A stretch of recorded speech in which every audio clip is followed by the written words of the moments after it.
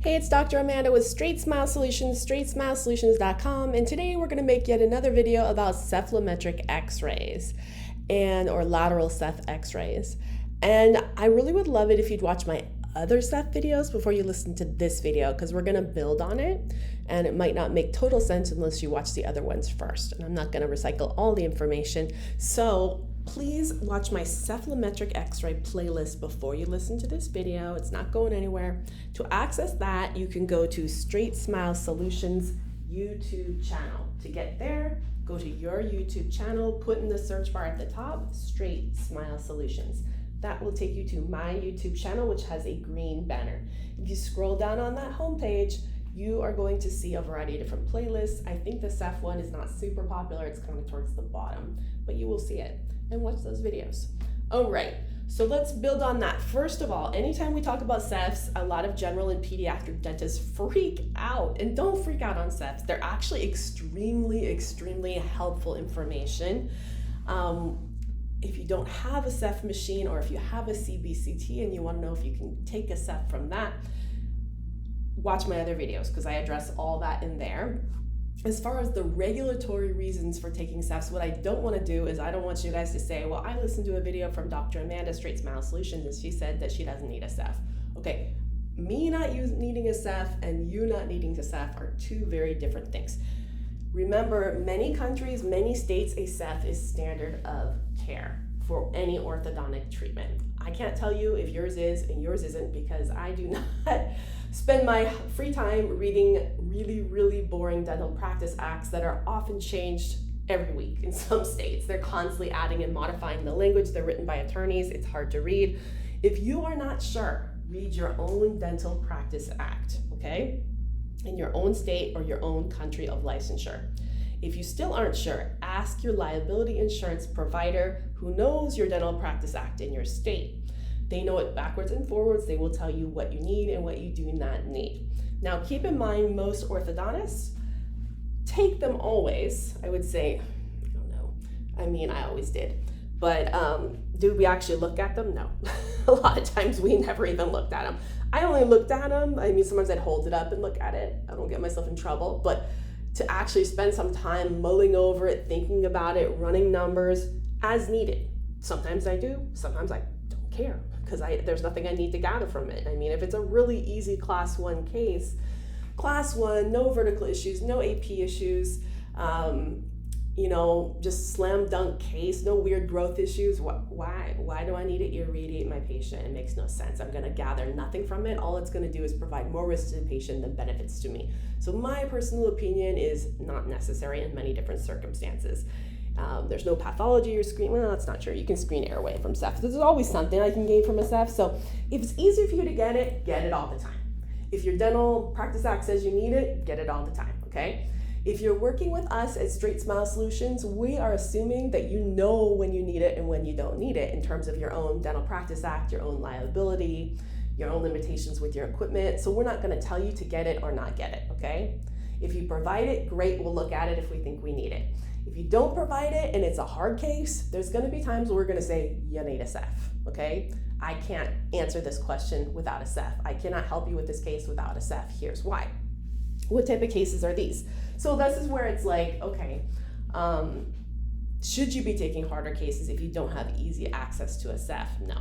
So you need to have, unless you're going to stick with super easy adult, non-growing, non-vertical cases, non-AP cases, interdisciplinary cases, you probably shouldn't be taking these kind of harder cases if you don't have a way to get a Ceph when it's needed. I can tell you in our practice, even though we don't have a Ceph machine, it's primarily a general dental practice, there are so many ways you can get Cephs. There's often dental radiology clinics either associated with universities or even independent dental radiology clinics that are owned by dental radiologists where you can go get a Ceph. If the CBCT machine is big enough and has a big enough, and I might be using the wrong terminology, but I call them plates, a big enough imaging plate. There's different types of imaging sizes you can get with a CBCT. There's small ones, like if you're doing implants, and bigger ones if you're doing more facial stuff. It's always great to be able to have the opportunity to do the full lateral skull And that's something you should ask if you're considering a CBCT in your office. I know you're thinking, oh, I'm just doing, implants or something, that's why, or I'm getting a CBCT just so I don't, I can have really safe dental radiology for caries and such and for screening, but you really should have the ability to take a panoramic slice and a Ceph. Otherwise, you're gonna have to refer out for all your ortho cases. So just an idea. I do have a lot of general dentists that don't have the full plate that will take what I call a slice. And a slice is not gonna include the full head, like this. It might just be this area right here. It's not as useful, but there's still a lot of information I can get from it. For example, I can't see if a jaw is big or small relative to the head and the position to the skull, but I can tell if the incisors are flared, or I can have some idea about the stiffness of the mandible. So there's definitely information, and sometimes I'll be like, yeah, that's good enough. I can't run numbers on it, but my eyeball can learn things, which is great. It's just hard for me to teach you what my eyeball sees. It's impossible. That's why it's great to be able to get the full Ceph, run numbers, so that we can teach you what to look like, so that way, what to do in a similar situation, so that you can do ortho cases independently and not just rely on mentors like us to give you suggestions, right? So that's the difference between a slice and a Ceph. A Ceph you can run numbers on. You can get quantifiable information, which can be used for, writing up treatment plans, educating the patient, and so on, and educating yourself on what to do in the future. So what type of cases might we ask you for Cephs if you're working with us? Again, I'm going to say one more time. If you need to take a Ceph for legal reasons or for, regulatory reasons, take one. I'm not going to babysit you and know what you need to do, okay? We might ask you for one. We're not going to ask you for one for default on all cases. We're going to ask you one if we need it, okay? So what do we need it for? Any case that clearly has vertical issues, looks like the face is long, looks like the face is short. That is why we need extraoral images on every single patient, not just so many times we have doctors that want us to review a case with them, but they only have scan screenshots. No, we need like the full Ortho 8 series. There's so much we can gain from the Ortho 8 series. And then that tells us if we actually need the Ceph or not. So we're looking for vertical issues, and we're looking for AP issues. AP or sagittal issues means, is the lower jaw big or small? Is the upper jaw big or small? Okay, so in this direction, sagittal AP, vertical in this direction. What can't I see on a Ceph? I can't see transverse issues, okay? Because transverse is mesial distal, third dimension. You can't see that. This is a 2D, not a 3D. There is something called a PA Ceph, which is a posterior anterior Ceph, which is where you move your patient 90 degrees and you take it from that direction. I don't use those. That's the only reason I use those is for a jaw surgery case, which I'm not doing anymore. So, or looking for canting and stuff, but you shouldn't be doing those cases anyways. So those are the cases. Oh, and then also, what else would I need a Ceph for? If I wanted to see if the incisors were upright, these clearly are. If I ran numbers on it, you would see that they were, or flared, because that tells me, okay, in a case with crowding, is it okay if I procline the teeth, or do I need to retract the teeth? If I need to retract the teeth, how am I going to do that? Am I going to take out third molars and scoot them back? Am I going to add IPR? Am I going to extract premolars? Or is it okay for me to flare incisors?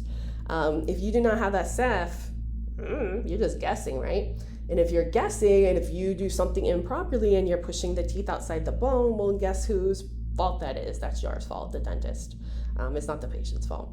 So that is where you should have taken a Ceph. And that's one of the little beefs that I do have with most of the aligner companies, is that they don't use Cephs to help create treatment plans. Of course, they are telling you, you're the dentist, you need to tell them how you're gonna move the teeth. And by default, if you do not tell them how to move the teeth, they're just gonna move them all forward. They're not gonna move them back. They're either gonna move them forward and push them through the roots and the bones, or they're going to add a ton of IPR and retract them, which might put them also in an unstable position. So without that Ceph, like I said, I can tell a lot from extraoral photos, but it's not as accurate as a Ceph. Sometimes I need a Ceph to confirm it. So if it's a harder case with a lot of crowding, I'm gonna tell you get a Ceph. If it's a case with an overjet, negative overjet, underbite, overbite, deep bite, open bite, I'm gonna tell you to get a Ceph, okay? If it's a case where we have major things, major movements, be it, uprighting teeth or anything like that, I'm gonna tell you to get a Ceph. What cases am I going to tell you not to get a Ceph on? Super, super easy cases, maybe less than 3 millimeters of crowding or spacing, cases without major vertical issues, cases without major AP issues. Super, super easy cases. Probably not going to use a Ceph. If it's a growing kid where it looks like something's kind of funky with their growth, I'm going to tell you get a Ceph. If it's a growing kid with a class 3 bite, I'm 100% going to tell you to take a Ceph because I need to know what the issue is so I know if it's going to get worse or going to get better as they grow. So a lot of information as to why we need a Ceph. All right, thanks so much.